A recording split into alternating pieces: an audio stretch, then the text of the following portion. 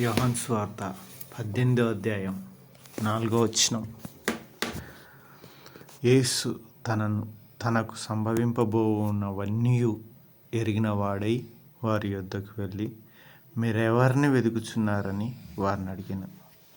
వారు నజరేయుడైన యేసునని ఆయనకు ఉత్తరమియ్యగా, యేసు ఆయనను నేనే అని వారితో చెప్పెను. ఆయనను అప్పగించున్న యూదయు వారి యొద్ద నిలుచుండెను.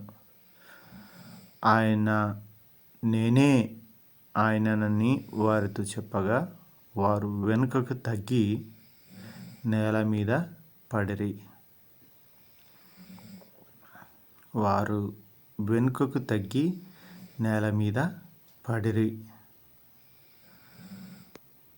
ఈ మాట పాత నిబంధన గ్రంథంలో మోషే గారుకి యెహోవా దేవుడు పొదలో కనిపించినప్పుడు, నన్ను ఎవరు పంపించినారు అంటే నేనేం చెప్పాలంటే, నేనే ఉన్నవాడను అని చెప్పమని యెహోవా దేవుడు మండుచున్న పొదలో నుంచి కనిపించి చెప్పి ఉన్నాడు.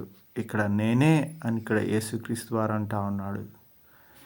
ఈయననే పోయి సంభవింపబోనన్నీ ఎరిగిన వాడై కూడా ఈయననే పోయి అడిగిండనమాట.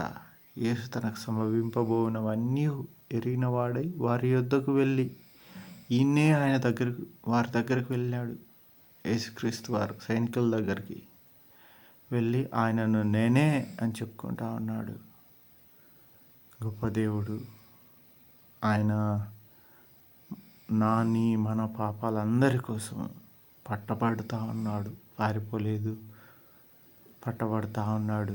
ఎరిగి కూడా పట్టబడుతూ ఉన్నాడు. కొడతారు, హింసిస్తారు, అవమానపరుస్తారు అని తెలిసి కూడా పట్టబడి నేనే అని ఆయన వారి దగ్గరికి వెళ్ళి చెప్పినప్పుడు వారు వెనుకకు పడ్డారు.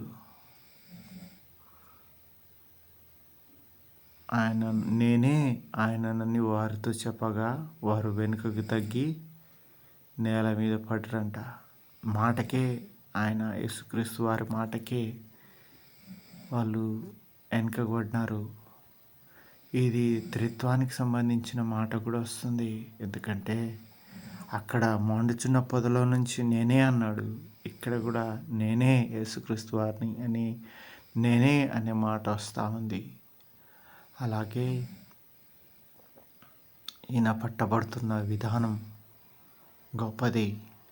ఆయన ప్రభావాన్ని తట్టుకోలేక వీళ్ళు నేల మీద పడ్డారేమో నేనే అన్నందుకు. నిజంగా యేసుక్రీస్తు వారు ఆయననే పట్టించుకున్నాడు. అపాయం వస్తే ఎవరైనా పారిపోవాలని చూస్తారు, కీడు సంభవిస్తుందంటే. కానీ యేసుక్రీస్తు వారు పుట్టిందే పాపం కోసం మరణించడానికి, సిలువ బలియాగం కావడానికి, పాప పరిహారార్థ బలిగా పస్కా బలి పశువుగా, గొర్రెపిల్లగా బలి కావడానికే వచ్చినారు కనుక ఆయన్నే అప్పగించుకున్నాడు. ఆయన అలా అప్పగించుకున్నాడు కాబట్టే ఈరోజు యేసుక్రీస్తు నమ్మిన వ్యక్తులు పరలోక రాజ్యానికి వెళ్ళడానికి, పాప క్షమాపణ పొందడానికి ప్రాయశ్చిత్త బలి జరిగి ఉన్నది కనుక నమ్మి విశ్వసించిన వారికి ఈ రక్షణ దొరుకును. ఈ రక్షణ దొరికిన వారు నిత్యరాజ్యానికి అర్హులు కనుక నమ్మి విశ్వాసం ఉంచిన చాలు క్రీస్తును, ఆయన రక్షణను మనము స్వీకరించిన వారంగా ఉంటా ఉన్నాం. దేవుడి వాక్యాన్ని దీవించును గాక. ఆమేన్.